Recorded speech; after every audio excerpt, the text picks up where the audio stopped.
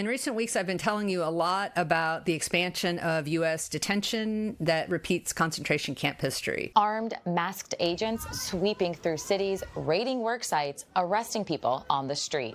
They took your mom? More U.S. citizens are being arrested in shocking ways, too. I got rights to talk, bro. You got no right here. I do. Illegal, brother. Not to mention ongoing violence against immigrants. I mean, it's disrupting everything about our communities. It's disrupting businesses, it's disrupting churches, it's disrupting everything about our day-to-day lives. A new executive order seems to be expanding abuses against the homeless. To push them out of sight, or as will probably be the case, to push them into these concentration camps where they may be forced into free labor. Colleges remain under attack from the administration. The Times reports that President Trump is determined to make Harvard pay more than Columbia. But the Columbia deal didn't only involve a fine. It required a series of staffing changes, including hiring a monitor who could watch what the school was teaching on behalf of the government. And media outlets, too. Did you guys hear about the Stephen Colbert thing? I know a lot of people are looking for answers on what to do in the midst of all this. Next week, I'll have a very nuts and bolts conversation with an activist on how to deal with ICE in your community, both in terms of watching out for and responding to ICE raids, and also for how to work to get ICE out of your community as much as possible. But this week, I want to offer a different kind of episode to those looking for answers. I have a very strange story to tell you, one about the smallest of things, but also kind of about the biggest of things too. One that will take a lot of turns and then end with what I hope will be a useful way to ponder how you might move through events in the U.S. and the world today. This story has a true but very odd ending, and I hope you'll stick around for it. Lately, a lot of people have come to me with questions about camps. Do you consider those concentration camps, and do you deal with them in your book? I started researching the larger history of concentration camps in 2008 and got my book contract for a history of camps at the end of 2014. So it's been more than a decade now of intensive work on how parties or governments round up civilians and lock them away based more on who they are rather than anything they've done. And during the first Trump administration, the number of people who were willing to see how we were already, even then, transitioning to camps after decades of extrajudicial torture and cruelty, that number was small. Has the Trump administration set up concentration camps in Texas for migrants? Sometimes I would pitch an editor to write a story, and they would get it, and then they would take that idea to their editor's meeting, and it would get shot down. First, I just thought maybe I wasn't pitching it well. But then, with Trump administration abuses along the border in 2018 and 2019, editors started reaching out to me to have me write something. In one of her latest articles, Pitzer writes, quote, "While writing a book on camp history, I defined concentration camps as the mass detention of civilians without trial, usually on the basis of race, religion, national origin, citizenship, or political party, rather than anything a given individual has done. By this definition, the new child camp established in Tornillo, Texas, is a concentration camp." Finally, I thought, okay, people are getting it. We're hearing that they're going to be moving some of these detention sites onto military bases where we'll have less access, we'll know less what's going on. And this goes back to a number of different camps that we've seen in the past. And some did. We still have a lot of ways to take action, but I think that it's very problematic moving forward. This is the kind of stuff we see where you end up with concentration camp regimes. But in other cases, even when an editor had reached out to me, had solicited a piece, they still ended up not being able to sell the concept in their editor meeting. But 6 months into a second Trump administration, both the president and Stephen Miller have openly talked for more than a year about detaining millions and millions of human beings. Today's top story. Fort Bliss will be home to the country's largest migrant detention facility. The $231 million contract is part of a $1.2 billion project to build a short-term detention facility for 5,000 migrants. They now have whole law enforcement agencies that are willing to collaborate in these abuses, even when it has occasionally meant detaining American citizens illegally. It is also completely illegal for ICE. They have no authority whatsoever to detain or arrest U.S. citizens. The budget just approved for ICE will allow them to expand exponentially beyond the current cruelties. You will see ICE now being the single largest federal law enforcement agency in the history of the nation, potentially with enough funding to hire more law enforcement agents than the FBI and more detention potentially than the entire Federal Bureau of Prisons. And now so many people are reaching out because while there might still be some editors who are blind to what's happening or who are deliberately misrepresenting it, a lot of Americans can see what the plan is much more clearly than they were able to 5 or 6 years ago. Which means I've been getting a lot of requests for interviews, as well as private questions from people who have experience on campaigns or have worked in politics, or even requests from community groups who want me to teach workshops on organizing for them. And sometimes the requests aren't even for anything specific. They're just a recognition that I can see a piece of what's happening more clearly than a lot of people did for a long time, or that I've already spent a lot of time thinking about what happens next when a country is in the situation that we're in, and people want me to do something, anything, to change what's happening. This whole dynamic started reminding me of Twitter more than a decade ago, when it was already kind of a pain in the ass, but also often a lot of fun. There was a novelist on Twitter named Brian Morton. He was best known for his novel Starting Out in the Evening, which was made into a film. Do you think people will still be reading you in 100 years? What I wonder is whether people will still be reading in 100 years. I never met him in person, although we occasionally riffed on each other's posts or exchanged little asides in direct messages. But more often than not, we just hit like on each other's stupid jokes. And around the time my first book came out, Brian posted that someone had asked him for a blurb. Without mentioning who had requested it, he wrote the following, which I reposted. "If you're asking for a blurb from the likes of me, your book is already doomed." The comment was very Brian, sharp-witted and administering small cuts, but most often using himself as a target. And this was 2013.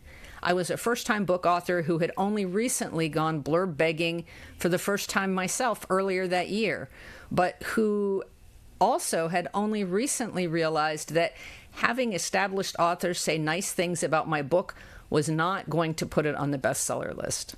So by that point, I recognized the despair of both the author with the forthcoming book and the despair of the author willing to write a blurb, but who knows their words are unlikely to deliver the kind of sales punch the requester is probably hoping for.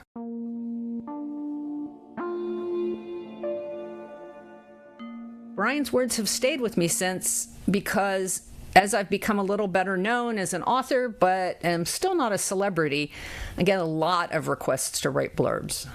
I want to read the books before deciding, of course, and I do try to read as many as I can to help out authors, just as I've been helped out myself.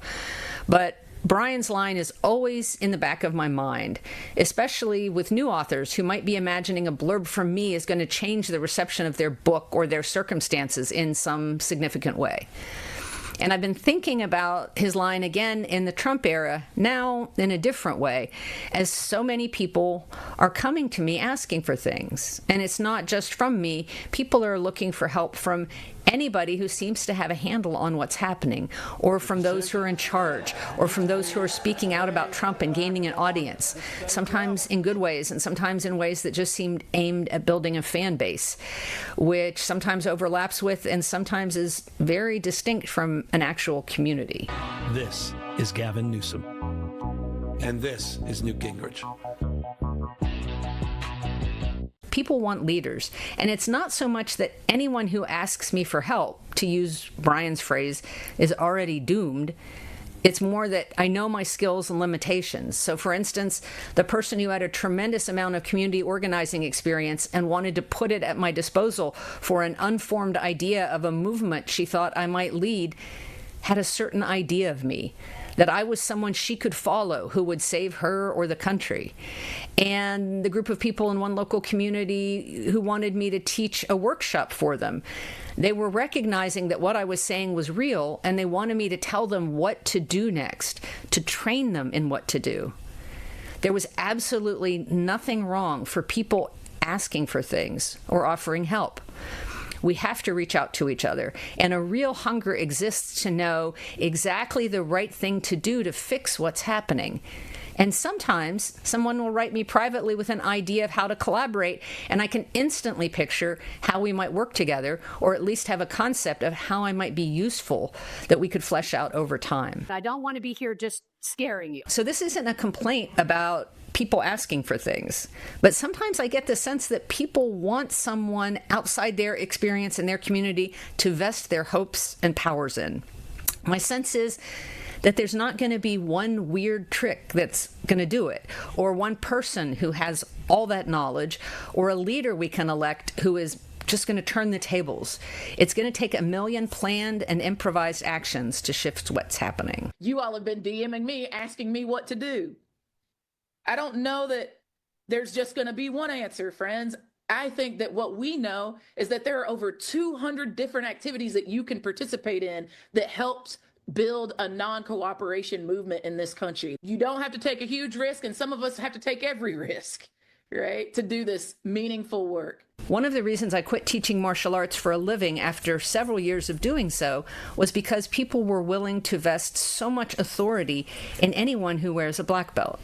And credentials can be helpful in figuring out who to listen to, but I saw how much power people were willing to concede, how much faith they would have in their instructors, including me, but for what felt to me like not great reasons.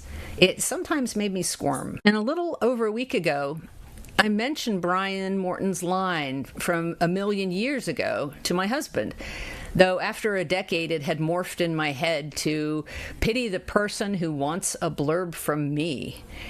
And I mentioned to him that what I was trying to say with my newsletter and this podcast is that you don't always need to look for someone who knows a lot more or who has more power than you to do the things that need to be done.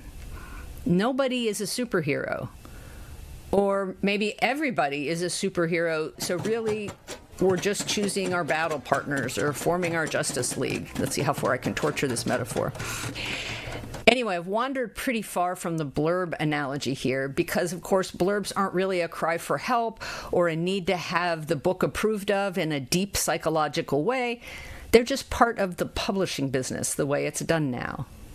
And people approaching me this year because of this podcast or because they connect to the things I'm saying in public about concentration camps is mostly a really good thing. What I emphasize, and that comes a lot from you, and maybe that gravitated to your podcast also because of that, but the emphasis on community, on talking to your neighbors, on building that big tent. But I still think of Brian's line whenever I worry that people are wanting something from me that I can't give them, or that maybe won't be as transformative as they seem to hope. So my husband suggested I write about all this using Brian's original tweet to frame the post. But here's the thing. Brian left Twitter while Trump was still in his first administration. And when I went to look, his account had been deleted too. His tweets are all gone. We haven't engaged with each other in years and years. And in those intervening years, I've missed him in that strange way that happens when you feel connected to somebody, but never having met them in real life. Or maybe even sometimes if you have, you don't know if they have any sense of attachment to you. But fleeting contact on Twitter was the only way we knew each other. And I pondered reaching out to him at the college in New York where he teaches, but I thought maybe that was a little too strange to write someone I'd never actually met and hadn't interacted with on social media in 7 or 8 years about a casual comment they made in 2013. So I planned to just write the post without him or referring to him by name. On July 22nd, I set up a draft entry as a placeholder in my newsletter so I wouldn't forget. I just used a quick sketch of a draft title, I feel bad for the person who wants a blurb. And I didn't work more on the post at the time because I'd gone to the cabin of a friend who let me borrow it for a week to have a solo writing intensive. In theory, away from all these requests for interviews and opinion pieces on concentration camps that people want right now, so that I could get caught up on my next Arctic book, Snowblind, which I'm on deadline for. But those requests kept coming even while I was at the cabin because people very reasonably want information and answers about what's happening. And honestly, as a journalist and author, writing stuff and being interviewed and interviewing people is very much in my wheelhouse, and I want to be doing it. Still, I was trying to limit agreeing to do anything else last week while I had this precious time to focus on my next book for 16 or 18 hours a day.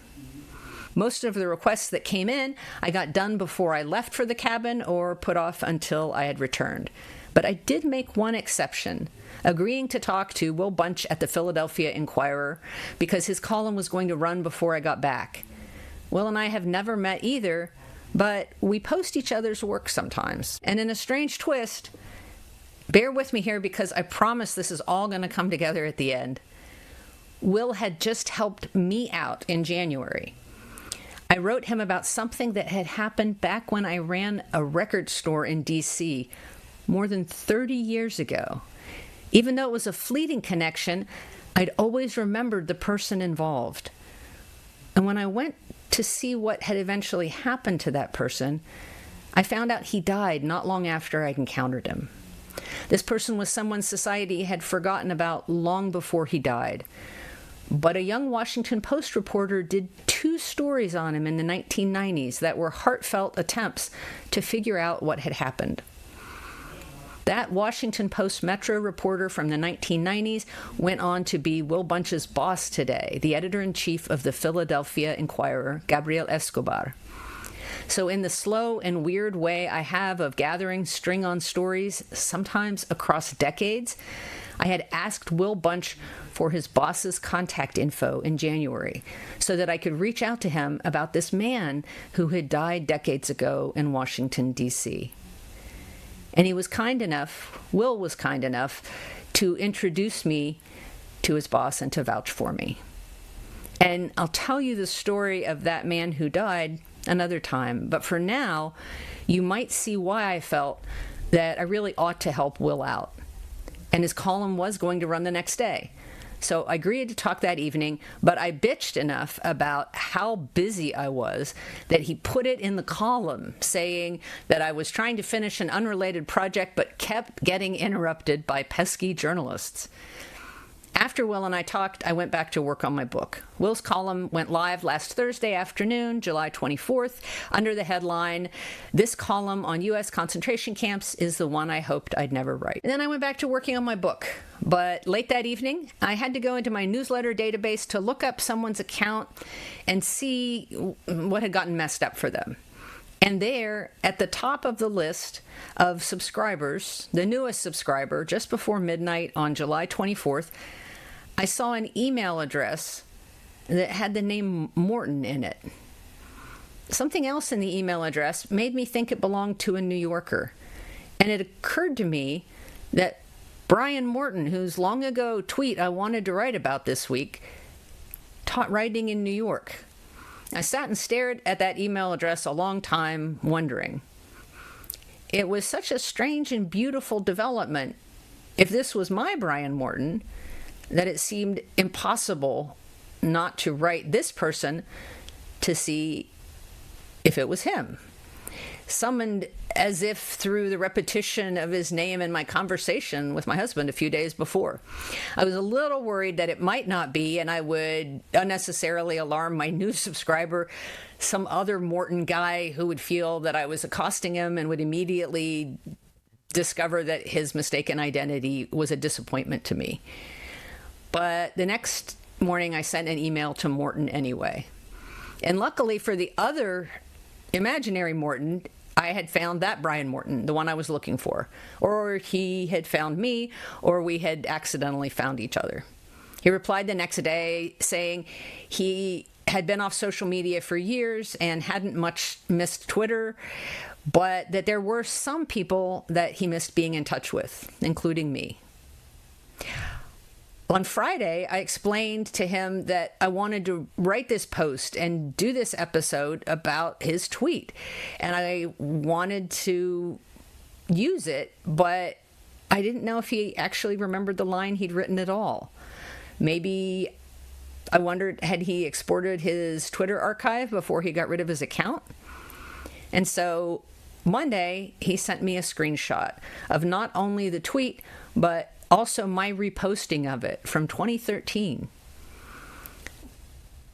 What was it that made him think of me just as I was thinking of him after barely knowing each other and not being in contact for several years? It was that he had read Will Bunch's column on concentration camps in that day's Philadelphia Inquirer.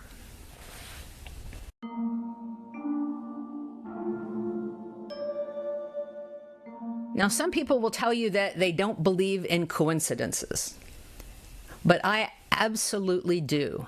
I think the world is full of strange, wonderful moments, most of which we pass by without ever noticing them. And I can be a real misanthrope at times, so I probably fail to notice the majority of those moments myself. I feel the burden of requests that I don't have time to answer or that are for things I probably can't deliver to people who imagine I can. But at the same time, I also believe that we are all going to be finding our own answers, not alone, but together, in concert with other people. And they're not all going to be conveniently organized under the banner of a leader whose direction we follow or who has all the answers. I'm thinking of the person who's become known as the Lululemon lady. You need to stop kidnapping people off the street. Yelling at ICE and shaming them for not letting her get the number of an immigrant they're dragging away. When masked, armed, unidentified gunmen are standing in the parking lot of our local shopping centers, this is not how we lawfully and ethically enforce our laws. I'm thinking of the lawyer who was there filming the interaction.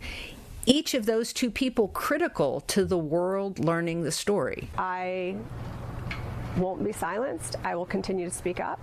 We all need to continue to speak up. I'm thinking of a Los Angeles area neighborhood that came together to tell ICE to fuck off.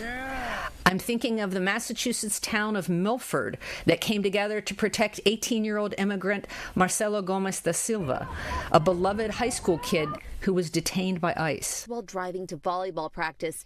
I'm not saying that their answers to their local situations are exactly what everyone should do all the time.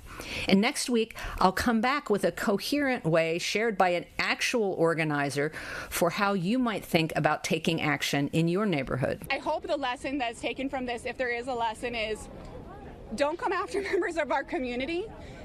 Target the bad guys if there's bad guys. But remember, each of us are finding our own way through this darkness.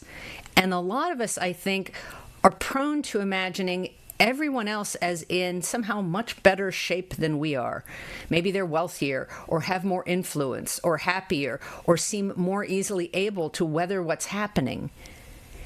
And while it's a great idea to reach out to people you think might have answers for you, don't wait for the perfect plan or permission. Don't wait to be led. You can also reach out to people near you, just a couple friends, and do something locally that meets a need where you are right now, today. We each have our own world in which we are thinking of each other and changing lives in ways we can't predict. You might be thinking of someone from years ago and remembering what they said and how it's affected your life. Or maybe you're being an ass to someone who has reached out to you for help, emphasizing just how busy you are. But you help him out anyway, because it's 1 hour of your time, and who are you? Jesus? And besides, he's doing something good. Anyway, he had helped you out not long ago, too.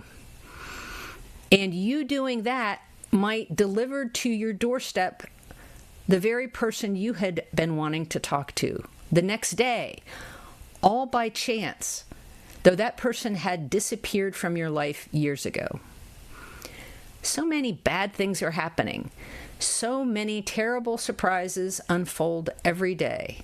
But by reaching out and responding to one another, some of those surprises will be good ones. Making our way with tools and people around us, people we know online, or those already in our lives or part of our community, is the way that we are going to shift everything that's happening now. Of course, there's hard work involved too, but so much of the time, we already have the means to do magic close at hand. Don't wait to notice it, and don't forget to embrace it. And that's it. Thanks for listening to Next Comes What. Please share this with anyone who's looking for ways to help each other survive this mess. To support this podcast, please subscribe at AndreaPitzer.com and consider giving Next Comes What a 5-star review where you get your podcasts. If you do have the means, I encourage you to become a paid subscriber, and you can do that at AndreaPitzer.com, and just go to the newsletter link, which is in the first paragraph of the homepage, and you can sign up from there. Thank you for listening, and thank you for watching.